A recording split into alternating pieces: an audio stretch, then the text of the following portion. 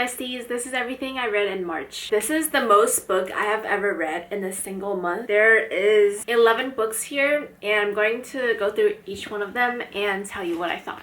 If you're new here, my name is Lauren. I am 22 years old, almost 23, and I have been reading for about 3 years. My average reading goal is, I would say, around 30 a year. But this year, I don't know, I am popping off 11 books in one single month.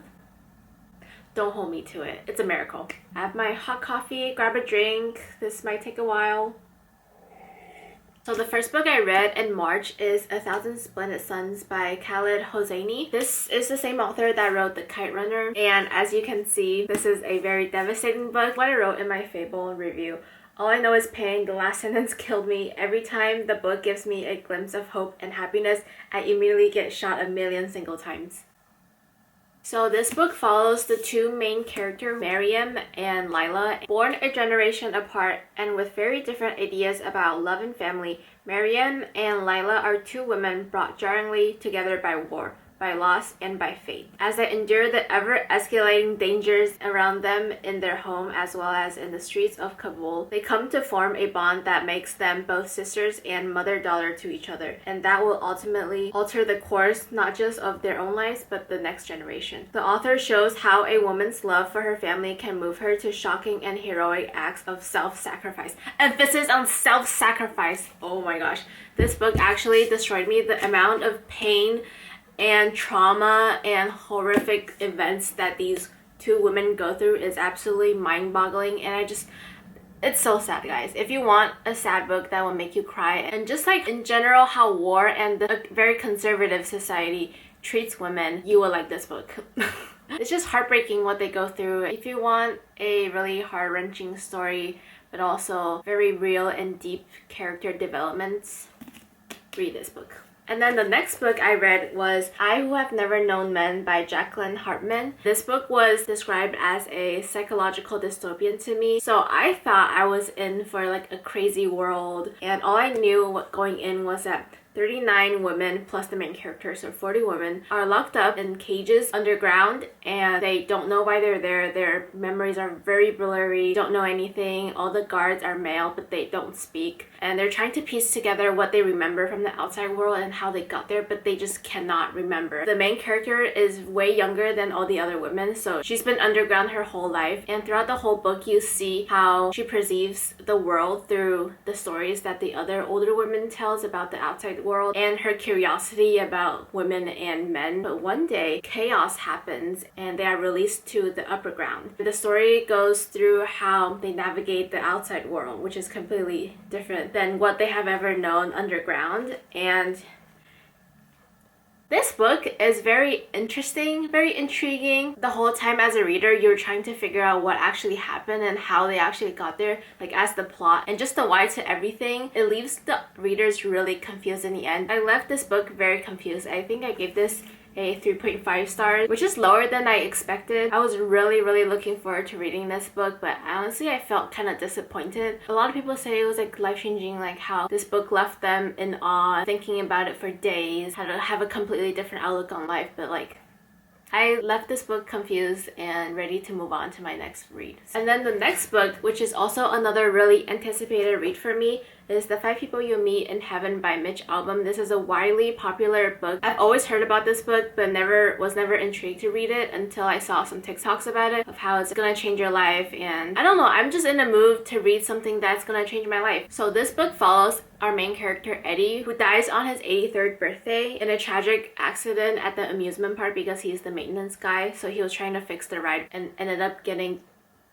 smushed. He awakens in an afterlife where he learns that heaven is not a lush Garden of Eden, but a place where your earthly life is explained to you by both loved ones and distant strangers. This book will change everything you know about the afterlife and death, and this book really brings peace for me, knowing that death is not a scary thing to fear, but rather it can be beautiful. This book made me cry. It was really sad, but in a good way. Like, it was very sweet and the writing was so good. A super easy read. I read this in 2 days, less than 200 pages, and it was very easily digestible. I think the biggest takeaway is that the world is full of stories, but the stories are all one. It talks about how each of our stories affect one another, and it kind of has like a ripple effect. So this really goes to to show that a small act of kindness can really change someone's life, and you never know what other people are going through. And I gave this a 5 stars. Bawled my eyes out. It was incredible. And then the next read, I needed something really fun to bring me back from all the sadness I got from the last 2 books. So I picked this one up. This is Better Than the Movies by Lynn Painter. I gave this a 4.25 stars. It is a young adult teenage rom-com, and I'm not a huge rom-com person, but I just really needed something fun and light and fluffy after I read this book. And yeah, I just needed a palette cleanser, and this did the perfect job of cleaning my palette. It was fun, it was fluffy, it was really quick read. I think I read this in 3 days. The writing is so easy to go through. It also talked about grief and parent loss. So this book follows Wes and Liz, who are high school seniors. Kind of a enemies to lovers, but also like next door neighbor romance, where she has always hated him and they always banter. I wouldn't say the enemies to lover is super duper prevalent. Like, I think she was just like, oh, that stupid guy next door, haha. And they always messes with each other, but deep down they both have feelings for each other. And it just goes through how Wes is trying to help Liz get her crush, Michael. She really wants to go to prom with him. And the whole book goes through how he helps her. And in the end, all I'm gonna say is the plan failed. If you're looking for something super silly and fun, pick this one up. One thing I would say though is the writing did kind of cringe me out sometimes, but like I get it. It's like I picked up a teenage rom-com. Like obviously the writing is not going to be like the most profound quotes that I have ever read in my life about romance. Then I immediately jumped back into Mitch Albom's other book called Tuesdays with Morrie. This one is even sadder than The 5 People You Meet in Heaven. I like both books, but this one is definitely did it for me. Like I gave this a 6 stars. I absolutely bawled my eyes out. This was a million times sadder than his other book. Yeah. This is the book that would change your life. If you want something that is going to completely shatter you to the core, read this book. It has so many great life lessons and advice. Morrie is a professor who is dying from ALS, and he reconnects with his old student Mitch, which I did not know this book was a memoir until I was like 50 pages before finishing it. And it all clicked because the professor calls his student Mitch the entire time, but I didn't realize the Mitch is the author Mitch.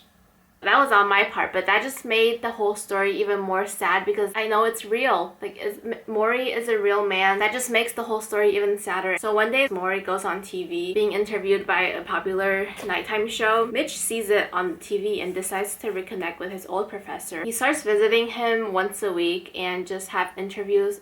Or not even interviews, but like conversations with him. But eventually he started to record all their conversations, and there's just so many good quotes. There's things about love, relationships, family, friends, forgiveness. Here are some of my favorite quotes. When you realize you're going to die, you see everything much differently. Once you learn how to die, you learn how to live. This is part of what a family is about. Not just love, but letting others know there's someone who is watching out for them. Money is not a substitute for tenderness, and power is not the substitute for tenderness. When you most need it, neither money nor power will give you the feeling you're looking for, no matter how much of them you have. Remember what I said about finding a meaningful life? Devote yourself to loving others, devote yourself to your community around you, and devote yourself to creating something that gives you purpose and meaning. You notice there's nothing in there about salary. It's not just other people we need to forgive, Mitch. We also need to forgive ourselves for all the things we didn't do, all the things we should have done.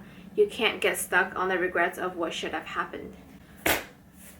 Absolutely banger quotes. Highly recommend. 6 stars. And then after that book, I read Animal Farm by George Orwell. Since the beginning of this year, I've been really wanting to get into rereading classics and dystopians and just more fictions in general. Books that have critiques about our society, because I feel like that's really important right now, especially to read banned books. It has never been a better time to educate yourself. I read this in high school. It's been like maybe 6 years since I read this. And my favorite review on this is this the play about us? Because damn. I give this a 4 stars. I really recommend reading this. I feel like most people read this in high school or have a general idea of what this is about, but it's still different than actually reading, and it's only like 150 pages. So super fast read. You can read this in like a day. So highly recommend. So after Animal Farm, I finally finished the tandem read in the Throne of Glass series. I know it's so random. I started these back in November, and then I went on vacation in December. Because I went on vacation, that put me into a super big slump. And after I came back and what happened in January to our political state of our world, I immediately jumped into reading a lot of fictions and knowledge and just put a pause on my silly little fairies fantasy books. But I feel like it's finally time to finish these because I think I had about 150 pages left in each of these books. And I just really needed to finish it because it's been like 4 months and I knew that the longer I put it off, I'm not gonna read it. Did the tandem read, and which I highly recommend. My fable, I said unpopular opinion, but I surprisingly like this more than Empire of Storms. I love the character growth in Chaol and got to learn more about Nesryn and how she fell in love with Irene's character, and I absolutely fell in love with Irene's character. On top of that, the entire Antica world and the royals, it was a bit confusing at first because of so many characters that were introduced, but I got over that about 1/3 way through. I'm not going to go into too much details because my reviews has a lot of spoilers, but one of the characters, one of the Khaganate royals really pissed me off. Like, she is so annoying and she's my biggest op in this book. Oh my gosh, every time she talks, shut up! Anyways, as I was reading both of these books, I feel like Aelin's character was starting to annoy me, and just like, especially in this book because that's the book she was in, but she never tells her teammates like what's going on, and then every time she's like, surprise, I did this and I talked to this person and I got this is what's happening now, and then everyone's like, what? And it's just like not very good war strategy if you're like constantly like doing stuff behind your like entire team's back. I don't know, it just got kind of annoying, and honestly I didn't really care about her and Rowan's romance. I kind of just skimmed through and they were getting like mushy and everything. Like, I don't really care. I don't know what's going on. Low-key, these 2 books like put me into a slump. These books took me way too long to finish. Also, I'm gonna complain. Okay, I said I love that the timeline matched up when you're doing the tandem read, but my main issue is that there's way too many different storylines going on, because there's like 2 different storylines going on in this book and then like another 2 going on in this book with Manon and Aelin. It was just getting a lot, and especially these are thick books. The multiple storylines kind of messed me up. I found Aelin and Rowan's romance writing kind of cringy, and the way Rowan was like, my wife, like, I don't know, I'm sorry, but that's cringe. So I don't feel for them as much as I do for Chaol and Irene and Nesryn and Sartok. Like, okay, we get it, he's obsessed with you, now go do some war planning. I just feel like there's too much stuff going on in this book that left me really confused, and there were a couple plot holes that didn't really make sense, and I just honestly didn't really care about what they were doing. I'm just like, come on guys, let's get to it. Like, there's so much fluff in this book. Like, get to it, get to the point, get to the... Anyways.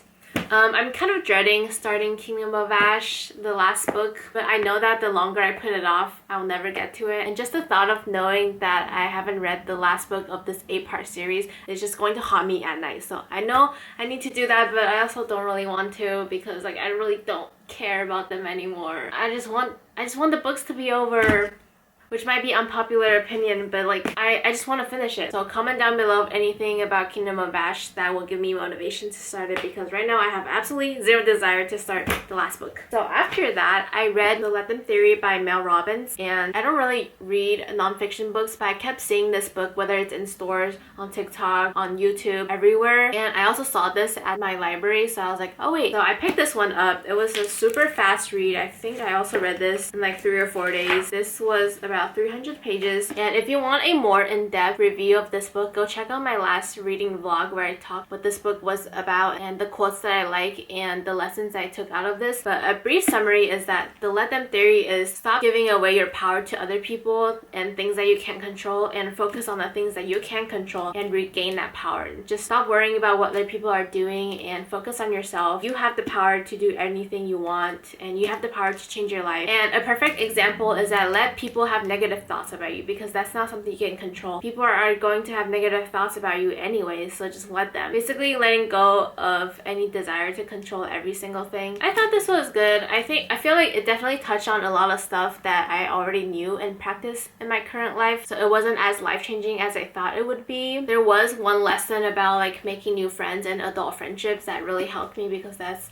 currently what I struggle with most in my life right now. So those chapters were really useful to me. And I gave this book a 4 stars. It was really easy to read. It was fast-paced. I would recommend this. After that, I read Sunrise on the Reaping by Suzanne Collins.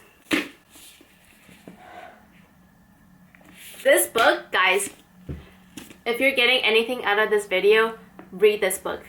This book is so good. Like, Out of everything I've read in this month, this was my favorite. It's immediately a 6 stars. Oh my gosh, this book actually left me speechless, and it actually destroyed me and made me physically ill. Everything about this book was just so good. The writing, the character. Haymitch is such an incredible character, and he was written so well, and it was so interesting seeing his backstory. And I did not like him in the first original trilogy, but in this book he is a completely different person, and you get his life story and his family and what happened during his game and all the trauma that he goes through, his interaction with Snow, and also the romance. The romance was a huge part of this book that I really liked. It was written so well. And I also talked about this book in my last vlog, so if you want my live reaction and spoiler free reviews, you should go watch that. I'm just gonna say that you need to read this. This is my favorite book out of the entire Hunger Games series, and I feel like this was just so different than all her other books. I don't know, something about this book just like holds so dearly in my heart, and just like my Shayla Haymitch. Oh, it's absolutely devastating what he goes through. He literally does not get a single ounce of happiness, and President Snow made sure of that. Oh gosh. I need to put this book down before I start crying. I absolutely sobbed during that book. And I finally realized why. And I finally understand why Haymitch is an alcoholic. Because if I went through what he went through, I would also be an alcoholic. After that devastation and all the trauma that Suzanne gave me, obviously I need something light and fun again. Because oh gosh, that book absolutely destroyed me. So I read Nothing Like the Movies by Lynn Painter. This is the second book after Better Than the Movies. I just really needed something to move on from the tragedy that this book gave me. So I picked up this book, also from the library. This is a continuation of after Liz and Wes graduates from high school and they go to UCLA. And this book had more mature topics like grief, dealing with loss, and trauma. But the writing was still the same, like very teenagey, light and silly, and like very childish writing. And I feel like that didn't really mesh well with the mature topics that was brought up in this book. On my review, I said it was a silly teen rom-com, and it gave exactly that. I really wanted to jot down quotes I like, but every time I felt like I have something or I have some good quotes, it turns into cringy. Or like some nickname gets brought up, and then it's like, oh, never mind, that's cringe. This book is a definition of he chases her. Wes is obsessed with Liz, but I hate the nickname Libby that he gives her. I don't know, it just seems childish. Also, some of the stuff Liz and Wes would say to each other is so damn cheesy. Like, that is not something a 20-year-old in college would say. Y'all are 20 years old in college, act like it. I'm 22 and I cannot ever imagine me or my boyfriend even saying those things to me. Like, that would give me the ick of the century. But I feel like if you're in high school, you would definitely enjoy this, but as like a 22-year-old, not really. Like, but overall I still really liked it. The plot was good, the characters are fun, it was funny. Yeah, I don't know, this kind of pissed me off a few times. Why did it take her for Wes to be hospitalized and get seriously injured for her to realize she liked him, or that she loved him and she wants to be with him? And that literally happened like 30 pages before the book ended, and I'm like, what the, okay, that felt kind of rushed and out of nowhere. But I will say though, Lynn Painter is really good at writing palate cleansers. If you want something just like super silly and fun and light and not serious at all, definitely pick one of her books up. You will have a good time. I gave this a 4 stars. I love that it's super easy to read, so I'm able to fly through the books. There's enough stuff going on to keep my interest. After this book, I need something to reel me back into reality, so I said no more cheese for a while. Also, it kind of pissed me off that Liz was trying so hard to get, like, okay, I get that this is a second chance romance, but like, y'all already know each other. Like, what is there to get? What is there hard to catch? Literally just get together already, guys. What are we doing? Okay, but anyways, that is all the books I read in March. Oh wait, I also listened to the audiobook of Never Lie by Frida McFadden. It's my first ever Frida McFadden book. I know her thrillers are super duper popular right now. I don't know, like, I think it's because I listen to the audiobooks. Like I said, if you watch my last vlog, you know that I don't really like audiobooks because I feel like it's always better to just read the physical book. I would give that book maybe 3.5 stars. I feel like the plot twist definitely got me, but it wasn't anything like crazy. It just wasn't crazy enough for me. So I guess that makes the 12 books that I read in March. But that is everything I read. And I also started Just for the Summer by Abby Jimenez. Today is March 30th, so we only have one more day of March. So I didn't include that book in this video. I'm also only 20 pages in. Please comment down below if you have read any of these books. I would love to hear your thoughts. Thank you guys so much for watching. And if you enjoyed this video, please give this video a thumbs up. Subscribe and comment down below your thoughts. And I will see you in my next video.